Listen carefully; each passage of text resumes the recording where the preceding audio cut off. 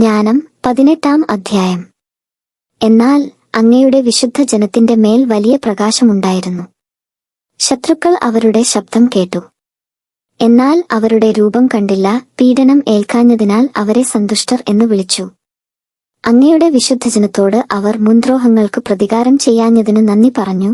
അവരോട് ശത്രുത കാട്ടിയതിനു മാപ്പ് ചോദിച്ചു. അങ്ങയുടെ ജനത്തിന്റെ അനിശ്ചിത മാർഗത്തിൽ ജ്വലിക്കുന്ന അഗ്നിസ്തംഭത്താൽ അങ്ങ് വഴികാട്ടി.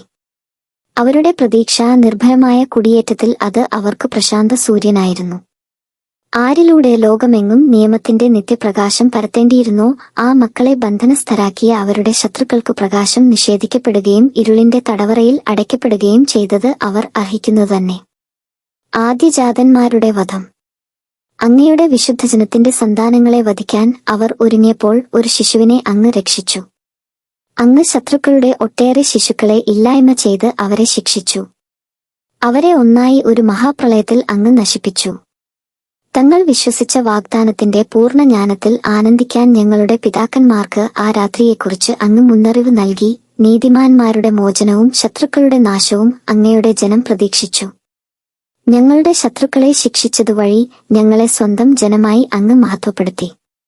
സജ്ജനങ്ങളുടെ വിശുദ്ധ സന്ധികൾ രഹസ്യമായി ബലിയർപ്പിച്ചു. ഏകമനസ്സായി ദൈവിക നിയമം അനുസരിച്ചു. അങ്ങനെ അങ്ങയുടെ വിശുദ്ധർ ഭാഗ്യങ്ങളെ ഒന്നുപോലെ സ്വീകരിച്ചു.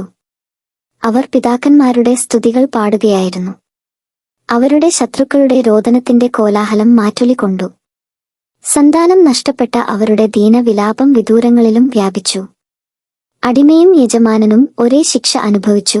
രാജാവും പ്രജയും സഹിച്ചത് ഒരേ നഷ്ടം തന്നെ. എല്ലാവർക്കും ഒരുമിച്ച് ഒന്നുപോലെയുള്ള മരണം. മൃതദേഹങ്ങൾ എണ്ണിയാൽ ഒടുങ്ങുകയില്ല. അവ സംസ്കരിക്കാൻ ജീവിച്ചിരുന്നവർ മതിയായില്ല. അവരുടെ വത്സലപുത്രർ നിമിഷ നേരം കൊണ്ടു ഹതരായല്ലോ. തങ്ങളുടെ മന്ത്രവാദം കൊണ്ട് ഒന്നും വിശ്വസിക്കാതിരുന്ന അവർ തങ്ങളുടെ ആദ്യജാതരുടെ നാശം കണ്ടപ്പോൾ അങ്ങയുടെ ജനത്തെ ദൈവസുതരെന്നു സമ്മതിച്ചു. സർവത്ര പ്രശാന്ത മൂകത വ്യാപിച്ചപ്പോൾ അർദ്ധരാത്രി ആയപ്പോൾ അങ്ങയുടെ ആജ്ഞയുടെ മൂർച്ചയുള്ള ഖഡ്ഗം ധരിച്ച ധീരയോദ്ധാവ്, അങ്ങയുടെ സർവശക്തമായ വചനം സ്വർഗസിംഹാസനത്തിൽ നിന്ന് ആ ശാപഗ്രസ്തമായ രാജ്യത്തിന്റെ മധ്യേ വന്നു. അവൻ ഭൂമിയിൽ കാലുറപ്പിച്ച് സ്വർഗത്തോളം ഉയർന്നു നിന്ന് എല്ലാറ്റിനെയും മൃത്യുവാൽ നിറച്ചു. ഭീകര സ്വപ്നങ്ങളിൽ പ്രത്യക്ഷപ്പെട്ട രൂപങ്ങൾ അവരെ ഭയവിഹ്വലയാക്കി. അപ്രതീക്ഷിതമായ ഭീതികൾ അവരെ വേട്ടയാടി. അർദ്ധപ്രാണരായി അങ്ങിങ്ങു ചിതറിക്കപ്പെട്ട അവർ തങ്ങളുടെ മരണത്തിന്റെ കാരണം വെളിപ്പെടുത്തി. പീഡനത്തിന്റെ കാരണമറിയാതെ അവർ മരിക്കാതിരിക്കാൻ അവരെ അലട്ടിയ സ്വപ്നങ്ങൾ ഇതിനെക്കുറിച്ച് മുന്നറിവ് നൽകി. നീതിമാന്മാരും മൃത്യുസ്പർശം അനുഭവിച്ചു. മരുഭൂമിയിൽ വെച്ച് ജനത്തിന്റെ മേൽ മഹാമാരി പടർന്നുപിടിച്ചു. എന്നാൽ ക്രോധം നീണ്ടുനിന്നില്ല. പെട്ടെന്ന് നിഷ്കളങ്കനായ ഒരു ധീരനായകൻ അവരുടെ രക്ഷയ്ക്കെത്തി. തന്റെ ശുശ്രൂഷയുടെ പരിചയായ പ്രാർത്ഥനയും പാപപരിഹാരത്തിന്റെ ധൂപാർച്ചനയും കയ്യിലെടുത്ത് അങ്ങയുടെ കോപം ശമിപ്പിക്കുകയും വിനാശത്തിന് അറുതി വരുത്തുകയും ചെയ്ത് താൻ അങ്ങയുടെ ദാസനെന്നു തെളിയിച്ചു.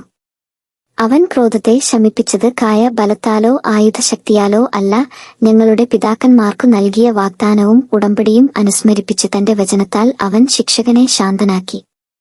മൃതദേഹങ്ങൾ ഒന്നിനുമേൽ ഒന്നായി കുന്നുകൂടിയപ്പോൾ അവൻ ഇടപെട്ട് ക്രോധത്തെ ജീവിക്കുന്നവരിലേക്ക് കടക്കാതെ തടഞ്ഞു. അവൻ അണിഞ്ഞിരുന്ന മേലങ്കിയിൽ ലോകത്തെ മുഴുവൻ ചിത്രണം ചെയ്തിരുന്നു.